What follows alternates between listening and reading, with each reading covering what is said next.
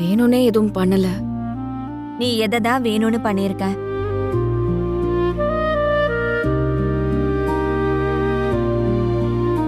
அவனுக்கு அவ்வளவு பெருசாலாம் அடிபடல.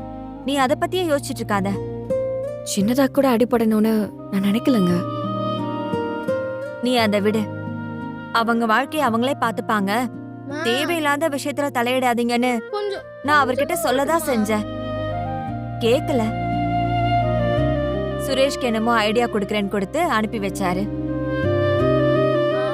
அவருமே வேணும்னு இப்படி எல்லாம் பண்ணல. சுரேஷ்க்கு நல்லதுதான் நினைச்சாரு.